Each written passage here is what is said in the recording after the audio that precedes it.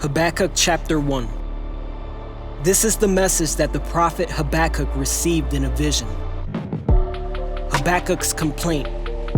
How long, O Lord, must I call for help, but you do not listen? Violence is everywhere, I cry, but you do not come to save. Must I forever see these evil deeds? Why must I watch all this misery? Wherever I look, I see destruction and violence. I am surrounded by people who love to argue and fight. The law has become paralyzed, and there is no justice in the courts. The wicked far outnumber the righteous, so that justice has become perverted. The Lord replied, Look around at the nations. Look and be amazed. For I am doing something in your own day, something you wouldn't believe even if someone told you about it. I am raising up the Babylonians, a cruel and violent people.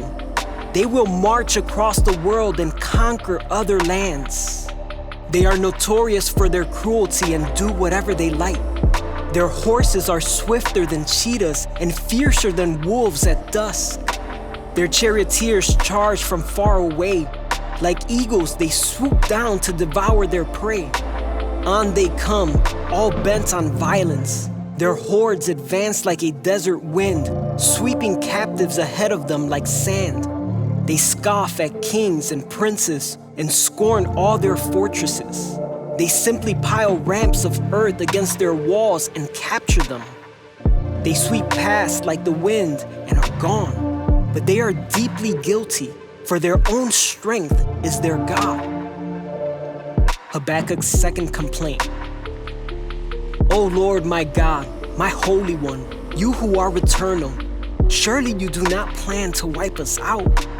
O Lord our rock, you have sent these Babylonians to correct us, to punish us for our many sins. But you are pure and cannot stand the sight of evil. Will you wink at their treachery? Should you be silent while the wicked swallow up people more righteous than they? Are we only fish to be caught and killed? Are we only sea creatures that have no leader? Must we be strung up on their hooks and caught in their nets while they rejoice and celebrate? Then they will worship their nets and burn incense in front of them. These nets are the gods who have made us rich, they will claim. Will you let them get away with this forever? Will they succeed forever in their heartless conquests?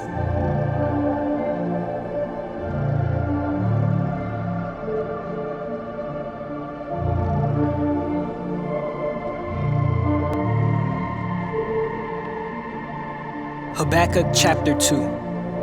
I will climb up to my watchtower and stand at my guard post. There I will wait to see what the Lord says and how he will answer my complaint. The Lord's second reply. Then the Lord said to me, Write my answer plainly on tablets, so that a runner can carry the correct message to others. This vision is for a future time. It describes the end, and it will be fulfilled. If it seems slow in coming, wait patiently, for it will surely take place. It will not be delayed. Look at the proud. They trust in themselves and their lives are crooked, but the righteous will live by their faithfulness to God. Wealth is treacherous, and the arrogant are never at rest. They open their mouths as wide as the grave, and like death, they are never satisfied. In their greed, they have gathered up many nations and swallowed many peoples. But soon, their captives will taunt them. They will mock them, saying, What sorrow awaits you, thieves? Now you will get what you deserve. You've become rich by extortion. But how much longer can this go on? Suddenly, your debtors will take action. They will turn on you and take all you have while you stand trembling and helpless. Because you have plundered many nations, now all the survivors will plunder you. You committed murder throughout the countryside and filled the towns with violence. What sorrow awaits you who build big houses with money gained dishonestly? You believe your wealth will buy security, putting your family's nest beyond the reach of danger. But by the murders you committed, you have shamed your name and forfeited your lives. The very stones in the walls cry out against you, and the beams in the ceilings echo the complaint. What sorrow awaits you who build cities with money gained through murder and corruption? Has not the Lord of Heaven's armies promised that the wealth of nations will turn to ashes? They work so hard, but all in vain. For as the waters fill the sea, the earth will be filled with an awareness of the glory of the Lord. What sorrow awaits you who make your neighbors drunk? You force your cup on them so you can gloat over their shameful nakedness. But soon it will be your turn to be disgraced. Come, drink and be exposed. Drink from the cup of the Lord's judgment, and all your glory will be turned to shame. You cut down the forests of Lebanon, now you will be cut down. You destroyed the wild animals, so now their terror will be yours. You committed murder throughout the countryside and filled the towns with violence. What good is an idol carved by man, or a cast image that deceives you? How foolish to trust in your own creation, a God that can't even talk. What sorrow awaits you who say to wooden idols, "Wake up and save us." To speechless stone images you say, "Rise up and teach us." Can an idol tell you what to do? They may be overlaid with gold and silver, but they are lifeless inside. But the Lord is in his holy temple. Let all the earth be silent before him.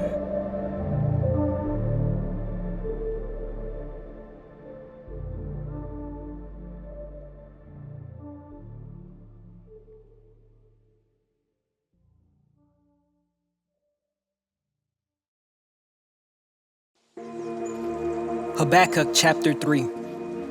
Habakkuk's prayer. This prayer was sung by the prophet Habakkuk. I have heard all about you, Lord.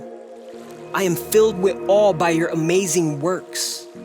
In this time of our deep need, help us again as you did in years gone by, and in your anger, remember your mercy.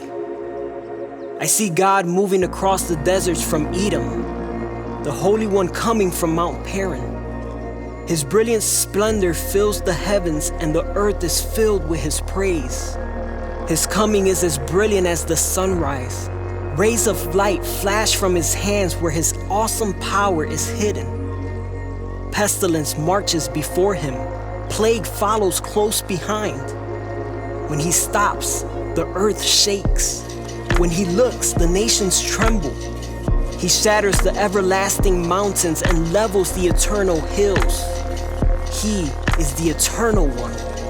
I see the people of Cushan in distress and the nation of Midian trembling in terror.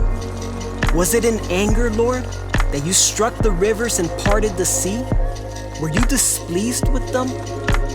No, you were sending your chariots of salvation. You brandished your bow and your quiver of arrows. You split open the earth with flowing rivers. The mountains watched and trembled. Onward swept the raging waters. The mighty deep cried out, lifting its hands in submission. The sun and moon stood still in the sky as your brilliant arrows flew and your glittering spear flashed. You marched across the land in anger and trampled the nations in your fury. You went out to rescue your chosen people, to save your anointed ones. You crushed the heads of the wicked and stripped their bones from head to toe.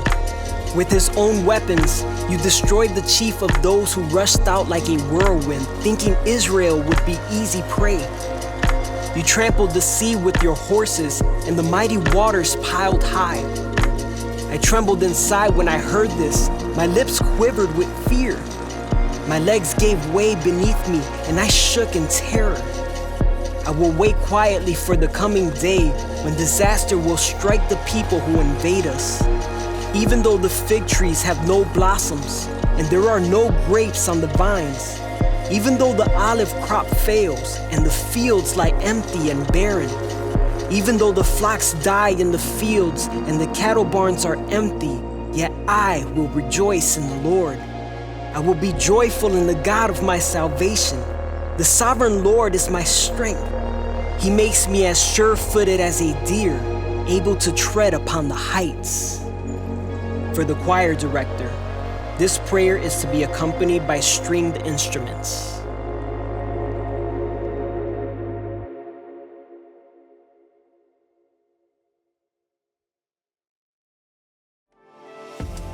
Thanks for listening to the Streetlights Audio Bible. Hope you enjoyed it.